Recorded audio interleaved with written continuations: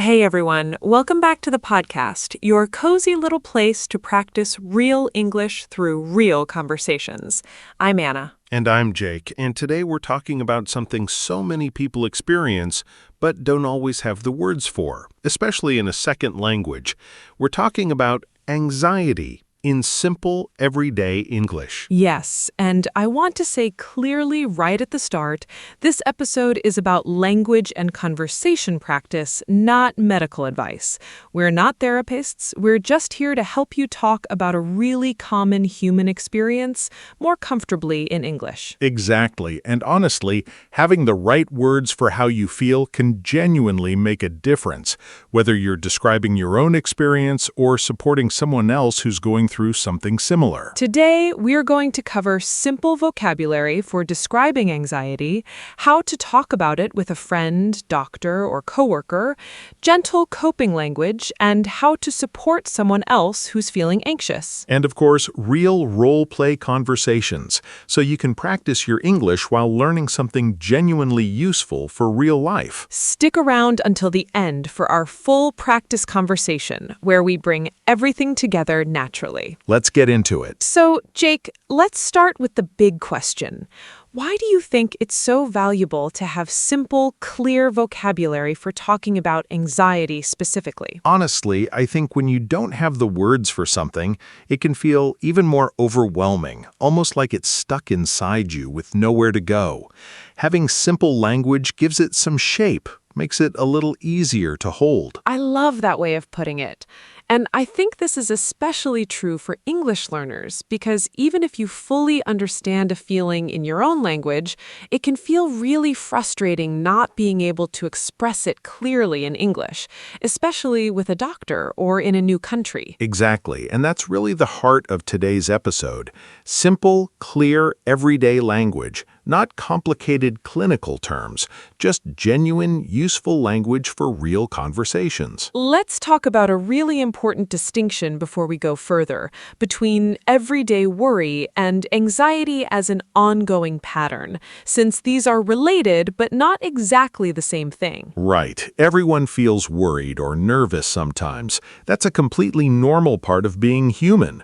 Anxiety, when it becomes a more ongoing pattern, often feels bigger, more persistent, and can genuinely affect daily life more significantly. And it's worth saying clearly, if anxiety feels like it's really affecting your daily life, talking to a doctor or a mental health professional is always a good, healthy step.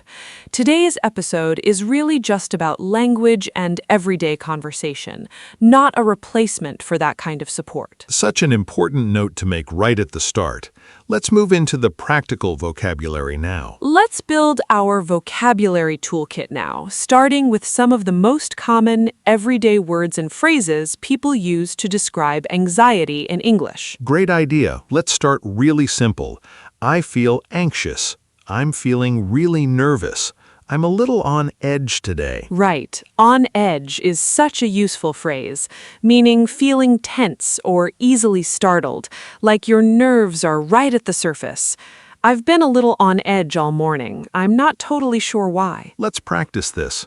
Anna, tell me about a time you felt on edge. Sure. Honestly, before a big exam years ago, I remember feeling really on edge the entire morning. My hands were even a little shaky. That's such a relatable example. Let's talk about another useful phrase. My mind won't stop racing, describing that feeling when your thoughts move really quickly, often jumping from worry to worry. Whenever I feel anxious, my mind just won't stop racing. Great phrase, and such a common physical description too. My heart is racing, or my stomach is in knots. Both common ways people describe the physical side of anxiety. Let's practice these physical descriptions. Anna, describe how anxiety might feel physically for you. Sure, I'll take this one. Honestly, whenever I feel really anxious, my stomach gets in knots, and sometimes my hands even get a little sweaty. It's such a strange, uncomfortable feeling. That's such an honest, genuine description. Let's talk about one more useful phrase. I've got a lot on my mind. a gentler, more general way to describe feeling mentally overwhelmed without necessarily naming it as anxiety specifically. I've had a lot on my mind lately. I think that's part of why I've felt so anxious. Beautiful phrase, and such a natural, everyday way to open up a conversation without needing heavier, more clinical language right away. Let's summarize this vocabulary section. For general feelings, anxious, nervous, on edge. For mental experience, my mind won't stop racing, a lot on my mind. And for physical sensations, my heart is racing, my stomach is in knots. Now let's talk about how to actually open up about anxiety with a friend, since starting that conversation can feel really hard, even when you really want to share. Great point. Let's talk about a gentle way to open the conversation. Can I talk to you about something that's been on my mind? Or simply, I've been feeling really anxious lately, and I wanted to talk it through with someone. Right, these are such simple, direct openings without needing anything dramatic or complicated. Let's practice this. Anna, open up a conversation with a friend about feeling anxious lately. Sure. Hey, do you have a minute? I've been feeling really anxious lately, and honestly, I just wanted to talk it through with someone. Of course, I'm here. What's been going on? Honestly, it's hard to pinpoint exactly. Work has felt overwhelming, and my mind just won't stop racing most nights. That sounds really exhausting. Thank you for telling me. Perfect example, listeners.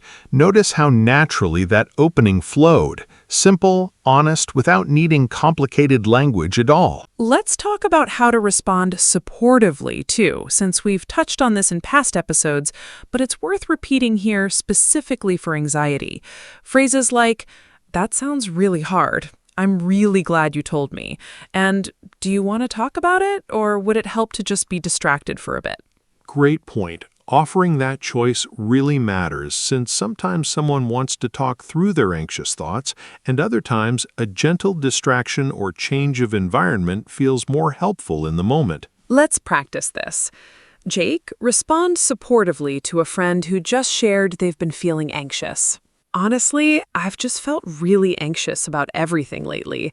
Even small things feel overwhelming." That sounds really tough. Thank you for trusting me with that. Would it help to talk it through, or would you rather we just go for a walk and take your mind off it for a bit? Actually, a walk sounds really nice, honestly. Perfect. Let's go then. No pressure to talk about it at all if you don't want to. Beautiful example, listeners. Notice the gentle, patient tone throughout, respecting exactly what the other person needs in that moment. Now let's talk about something really practical, how to describe anxiety clearly to a doctor, since this can feel especially intimidating in a second language when you really want to be understood clearly. Great point. Let's talk about useful, clear phrases for this specific context. I've been feeling anxious for the past few weeks. It's been affecting my sleep. I get this racing heartbeat, especially at night. Right. Being specific about timing and physical symptoms really does help a doctor understand your situation more clearly. Let's practice this. Jake, describe your anxiety to a doctor using clear, specific language. Sure, I'll take this one. I've been feeling really anxious for about a month now. It's mostly worse in the evenings, and it's been affecting my sleep quite a bit. That's such a clear, useful description. Notice how specific it is. Time frame, pattern, and impact, all included clearly. Let's talk about a few more useful phrases. It comes and goes, describing anxiety that isn't constant but appears periodically. It comes and goes, but when it happens, it feels really intense. Great phrase. And let's talk about one more useful tool. Describing triggers, if you've noticed. It seems to get worse when I'm under a lot of pressure at work. Being able to name a pattern, even a general one, can really help a doctor understand your specific situation. Let's do a role play practicing this doctor conversation fully. Imagine a doctor's appointment specifically about anxiety. So, tell me a little about what's been going on. Honestly, I've been feeling really anxious for the past couple of months. It comes and goes, but it's been affecting my sleep quite a bit. I see. And have you noticed any specific patterns, like certain times or situations that seem to make it worse? Yeah, actually, it does seem to get worse when I'm under a lot of pressure at work, especially before big deadlines. That's really helpful to know. Thank you for sharing that clearly. Perfect example, listeners. Notice how naturally and clearly this conversation flowed. Simple, honest, specific language. Exactly what's genuinely useful in a medical setting. Now let's talk about a slightly trickier context, talking about anxiety at work, since this often requires a bit more careful professional language depending on the situation and how much you feel comfortable sharing. Great point. And it's really important to say you're never obligated to share more than you're comfortable with at work. But for situations where you do want to say something, let's talk about some useful professional phrases. Right. Phrases like, I've been dealing with some anxiety lately, and I wanted to let you know in case it affects my availability. Or a more general version, I'm managing a personal health matter right now. Let's practice this. Jake, imagine you need to briefly mention anxiety to a manager without going into excessive detail. Sure, I'll take this one. I wanted to mention that I've been dealing with some anxiety recently, and I'm working on managing it, but I wanted to keep you informed in case it affects my focus during meetings this week. Thank you for letting me know. Please don't hesitate to reach out if you need any support or flexibility. That's such a professional, respectful exchange. Notice how it shares just enough information without requiring a deeply personal, detailed explanation. Let's talk about one more useful phrase for work settings. I might need a few minutes. A simple, polite way to step away briefly if you're feeling overwhelmed during a meeting or a busy moment. I might need a few minutes. I'll be right back. Great phrase. Simple, non-dramatic, and completely reasonable in any professional environment. Now let's talk about gentle, everyday coping language. Simple phrases people use to talk themselves or others through an anxious moment. Not medical treatment, just everyday supportive language. Great point. Let's start with a really common one. One step at a time. A gentle reminder to focus on just the next small action rather than the whole overwhelming picture at once. Whenever I feel really anxious, I try to remind myself one step at a time. Let's practice this. Jake, tell me about using one step at a time during an anxious moment. Sure, I'll take this one. Honestly, before a really overwhelming week at work, I just kept reminding myself one step at a time, focusing only on the next single task rather than everything at once. That's such a genuine, practical example. Let's talk about another gentle coping phrase. It will pass. A simple, grounding reminder that anxious feelings, while intense, usually do ease over time. I try to remind myself this feeling will pass, even if it feels really overwhelming right now. Great phrase, and such an important, comforting reminder. Let's talk about one more useful tool, grounding techniques, simple physical ways to feel more present in the moment. Whenever I feel anxious, I try to notice 5 things I can see around me. It really helps bring me back to the present moment. Beautiful, practical tool. Let's practice this together. Jake, walk through a simple grounding moment out loud. Sure. Okay, let me look around. I can see my coffee cup, a window, a plant, my notebook, and a lamp. Just naming those things really does help settle my mind a little. That's such a lovely, calming example, listeners, and honestly, such a simple, accessible tool anyone can try, anywhere, at any time. Let's talk about one more gentle phrase. It's okay to slow down. A kind reminder that you don't need to push through everything at full speed, especially during an anxious moment. Whenever things feel like too much, I try to remind myself it's okay to slow down. All right, time for our full practice conversation, bringing together vocabulary, supportive listening, and gentle coping language, all in one natural dialogue about anxiety. Let's set the scene. 2 friends talking on the phone, and one of them has been feeling really anxious lately. Perfect. Here we go. Hey, how are you doing today? Honestly, not great. I've been feeling really anxious the past few days. My mind just won't stop racing. I'm really glad you told me. That sounds really exhausting. Do you know what might be triggering it, or does it feel more general right now? I think it's mostly work stress.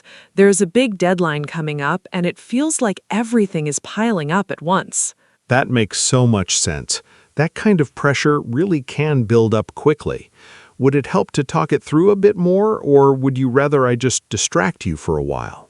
Honestly, talking it through would help, I think. Of course, I'm listening. What's the part that feels the most overwhelming right now? I think it's just looking at the whole project at once. It feels like it's too much to handle altogether. That's completely understandable. Have you tried focusing on just one small step at a time instead of the whole thing? Not really, honestly. I've just been staring at the whole overwhelming list. Maybe try picking just the very next task, nothing else for now. Sometimes that really does help make things feel a little more manageable. That actually does help just hearing it. I think I've been putting so much pressure on myself to have it all figured out immediately. That's such a common pattern, and it's okay to slow down a little, even with a deadline coming up. Thank you, honestly. This conversation already helps. My mind feels a little calmer just talking it through with you. I'm really glad. And remember, this feeling will pass, even if it doesn't feel that way right now. Okay, listeners, did you catch everything in that conversation? Honest sharing, supportive listening, a gentle question offering choice, identifying the specific overwhelming part, a practical one step at a time suggestion, and a comforting reminder that the feeling will pass, all completely natural. Let's break down a few key lines. My mind just won't stop racing, a natural way to describe an anxious mental state. I'm really glad you told me. That sounds really exhausting. Supportive validation before anything else. Would it help to talk it through, or would you rather I just distract you for a while? Respecting the other person's needs. Try focusing on just the very next task, nothing else for now. Sometimes that really does help make things feel a little more manageable. A gentle, practical coping tool. This feeling will pass, a comforting, grounding reminder. See how naturally all these tools weave together in one real everyday conversation? That's exactly the goal for today. Let's talk about mistakes now, both language mistakes and communication habits that can accidentally make someone feel dismissed rather than supported. Great point. Language mistake number 1, confusing anxious and excited, which some learners mix up because both involve heightened energy, but they describe genuinely different emotional experiences. I'm anxious about the trip describes worry, while I'm excited about the trip describes positive anticipation. Right, though interestingly, they can sometimes overlap too, like feeling nervous excited before something big, which is actually a really common, valid combined feeling. Mistake number 2, saying just relax or just calm down, which even with good intentions can feel dismissive rather than genuinely helpful. Right. This connects back to our positivity episode too. That word just often minimizes a genuine, real feeling. A gentler alternative would be something like, take whatever time you need, or simply, I'm here with you. Good point. Mistake number 3, comparing someone's anxiety to your own experience too quickly. Like, oh, I get anxious too, it's not a big deal, which can unintentionally minimize what the other person is genuinely going through. Right. Everyone's experience really is different, and even shared experiences deserve individual space and validation rather than quick comparison. Mistake number 4, assuming every mention of anxiety requires a big, serious conversation, when sometimes a lighter acknowledgement and simple presence is exactly what someone needs in that moment. Let's go through a quick reference list of useful phrases organized by situation, since this can be really handy for listeners to remember. Great idea. For describing anxiety generally, anxious, on edge, My mind won't stop racing. My stomach is in knots. For talking with a friend, can I talk to you about something? I've been feeling really anxious lately. For talking with a doctor, it's been affecting my sleep. It comes and goes. It seems to get worse when... For talking at work, I'm managing a personal health matter. I might need a few minutes. For gentle coping language, one step at a time, this feeling will pass. It's okay to slow down. For supporting someone else, that sounds really hard. I'm really glad you told me. Do you want to talk it through or take your mind off it for a bit? That's such a useful toolkit, listeners. Save this list or come back and re-listen to this section a few times until these phrases start feeling automatic. Let's do a fun role-play marathon. 5 quick scenarios so you can hear these tools used again and again in different contexts. I love this idea. Let's go fast. Scene 1. Feeling anxious before a flight. I always get really anxious before flights. My heart starts racing just thinking about it. That's such a common feeling. Honestly, try naming a few things you can see around you. It really can help ground you in the moment. That's a good idea. I'll try that at the gate. Scene 2. Feeling anxious about a first date. I'm honestly really nervous about this date tonight. My stomach's been in knots all day. That's completely normal. Honestly, try reminding yourself one conversation at a time. You don't need to have everything figured out. That actually helps. Thank you. Scene 3. Feeling anxious about a medical test result. I've been so anxious waiting for these test results. I can't stop thinking about it. That sounds really hard. Waiting really is one of the toughest parts. Would it help to talk it through or distract yourself for a bit until you hear back? Honestly, a distraction might help right now.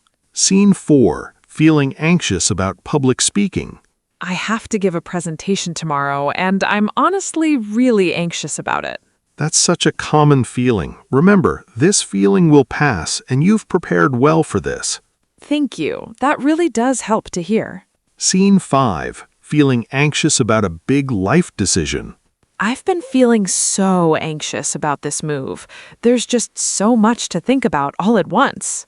That's completely understandable. Maybe try focusing on just one step at a time instead of the whole decision altogether. Perfect. Marathon. 5 completely different everyday situations, and every single tool we've discussed today showed up naturally across them. Let's do a quick correction round, both grammar and tone this time. I'll read a sentence with a mistake, and Anna, you fix it. Let's go. Sentence 1. Just relax. It's not a big deal. This can feel dismissive. A gentler version would be, take whatever time you need. I'm here. Correct. Sentence 2. A grammar issue. I am feel anxious about tomorrow. After am, we need an adjective, not the base verb. It should be, I am feeling anxious about tomorrow, or simply, I feel anxious about tomorrow. Perfect. Sentence 3. I get anxious too. It's really not a big deal. This can unintentionally minimize the other person's experience.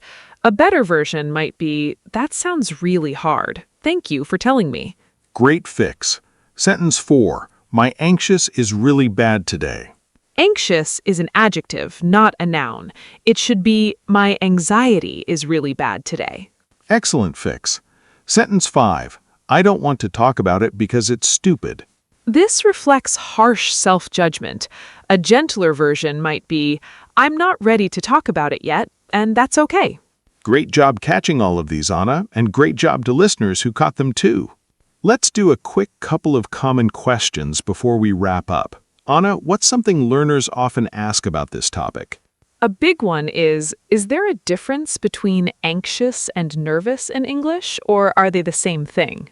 Great question. They're very closely related and often used interchangeably in casual conversation, but nervous often describes a more temporary feeling tied to a specific event, like a test or interview, while anxious can describe either a similar temporary feeling or a more ongoing general pattern. That's such a helpful distinction. Another common question, Is it okay to say, I have anxiety without a formal diagnosis, or does that require a doctor's confirmation first? Good question. And honestly, in casual, everyday conversation, many people use I have anxiety or I deal with anxiety simply to describe their ongoing experience without necessarily referring to a formal clinical diagnosis. It's a completely normal, common way people talk about their own experience. Great clarification. One more question. What should I say if a friend shares something serious with me about anxiety and I genuinely don't know how to help? That's such an honest, important question, and it's okay to say exactly that. Something like, I really appreciate you telling me. I'm not totally sure what to say, but I'm here for you, is honestly a completely valid, caring response. You don't need perfect words, just genuine presence. Such a beautiful, reassuring answer. I think that covers a lot of really useful ground today. Before we wrap up, let's do one final story, weaving together everything we've discussed today. I'm ready. Go for it. Okay. A few years ago, a close friend of mine went through a really difficult period with anxiety. And honestly, at first, I didn't really know how to talk about it with her. I felt worried about saying the wrong thing. That's such a common, honest feeling. It really was, but eventually I just decided to ask her directly, gently, can I ask you a bit about what you've been going through, only if you're comfortable sharing? And she really appreciated that I simply asked instead of avoiding the topic entirely out of fear. That's such a meaningful, caring approach. It really made a difference, and over time, we developed this simple, honest way of checking in. She'd sometimes just say, I'm feeling a bit on edge today, and I'd know exactly how to gently show up for her, whether that meant listening or simply sitting quietly together. That's such a beautiful example of exactly what we've talked about today. Exactly. And honestly, having that simple shared vocabulary between us made such a genuine difference. It took away so much of the awkwardness and uncertainty and just made space for real, honest connection instead. That's such a beautiful, honest story, listeners, and it really shows exactly why today's topic matters so much. Simple, clear language really can make a genuine difference in how we support the people we care about and how we understand our own experiences too. Let's do a few more full-length scenes, this time a little longer so we can really hear the whole conversation process play out naturally. Great idea. Let's start with a scene about a parent gently checking in with their teenager. Okay. Hey, I noticed you've seemed a little quiet lately. Is everything okay? I don't know, honestly. I've just been feeling really anxious about school lately. There's just so much going on.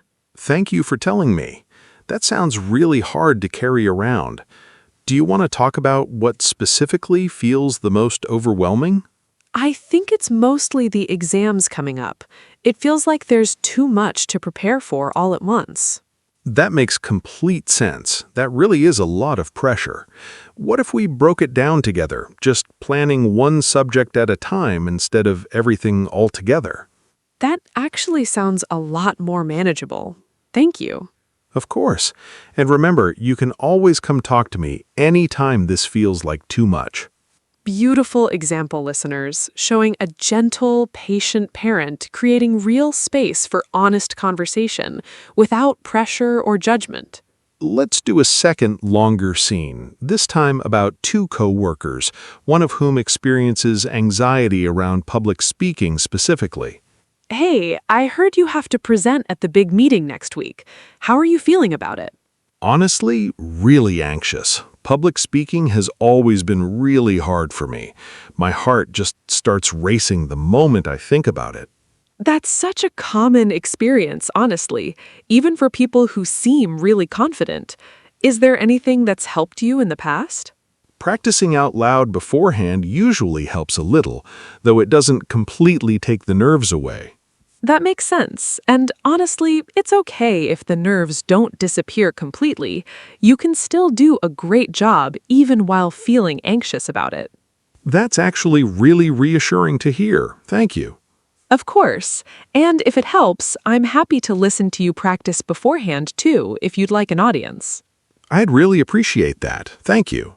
Great example, listeners, showing supportive, practical care between coworkers without needing anything overly personal or emotionally heavy.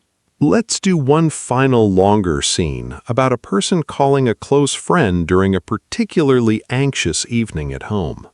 Hey, sorry to call so late.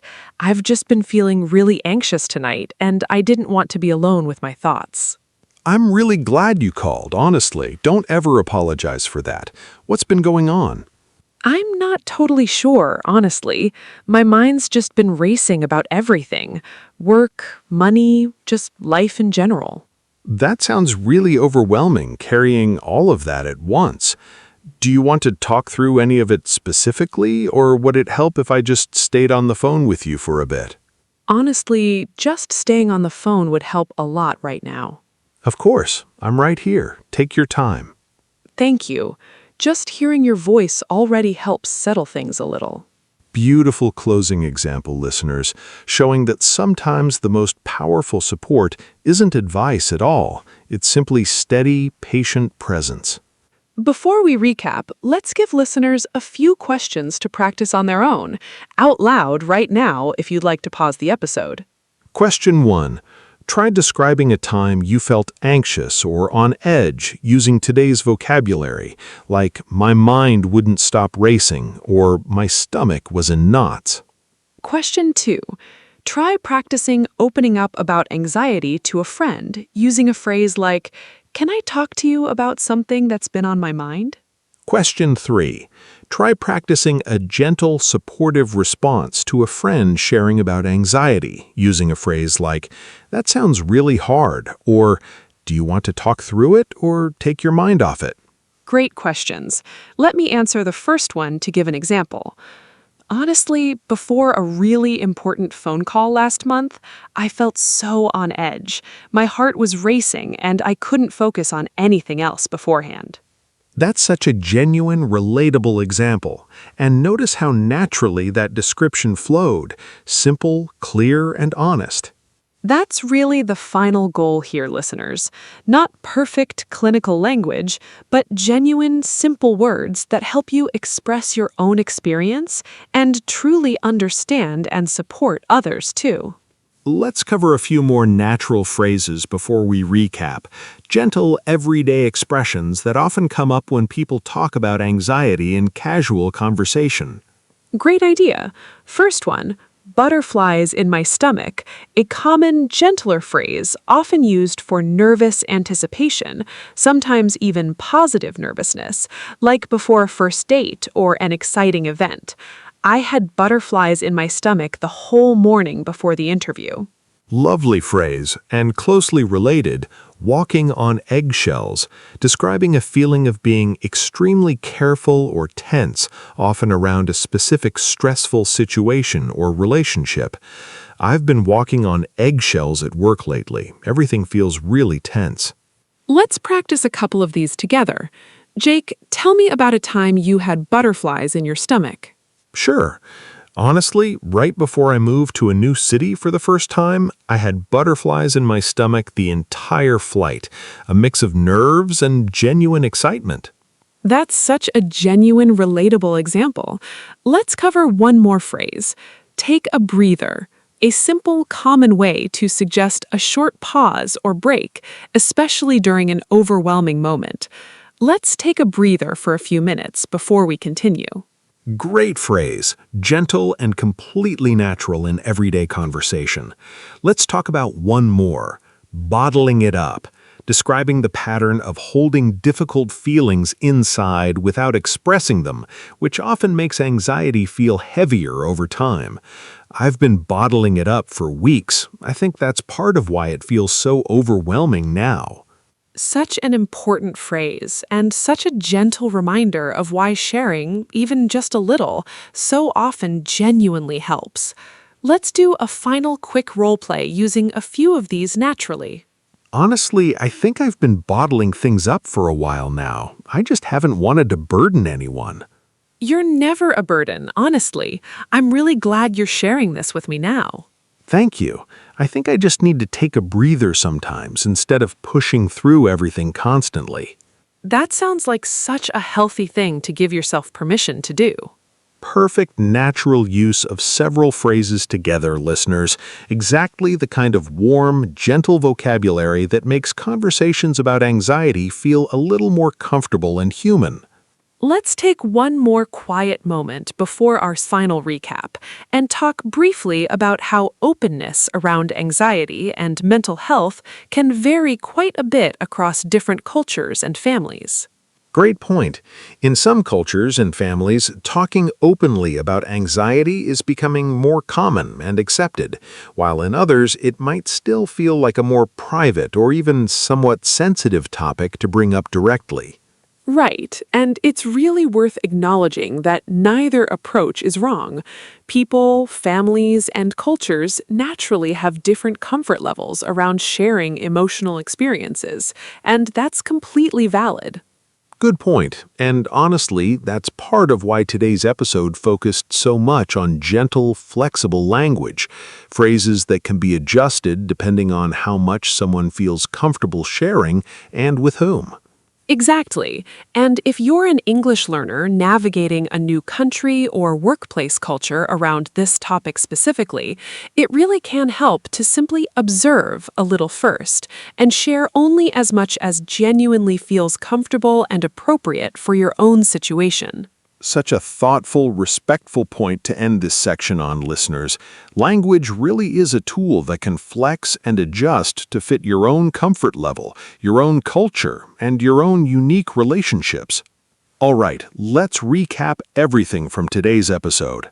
We started by talking about why simple, clear vocabulary for anxiety genuinely matters, and the important distinction between everyday worry and a more ongoing pattern. We built our vocabulary toolkit, phrases like on edge, my mind won't stop racing, and physical descriptions like my stomach is in knots. We practiced talking about anxiety with a friend, a doctor, and at work, each with its own natural, appropriate tone and level of detail. We covered gentle coping language too, one step at a time. This feeling will pass, and simple grounding techniques. And we talked about supporting someone else with genuine care, validating first, offering choice, and understanding that steady presence often matters more than perfect words. If you remember nothing else from today, remember this. Simple, honest language really can make a genuine difference, both in understanding your own experience and in supporting the people you care about. Such an important, gentle reminder. And listeners, just like always, practice really is the key here. Try using one of today's phrases this week, whether it's for yourself or for a conversation with someone you care about. And one more thing before we close today. If anxiety is something that's genuinely affecting your daily life, please do reach out to a doctor or a mental health professional. Today's episode is really about language and connection, and real support is always worth reaching for, too. Beautifully said.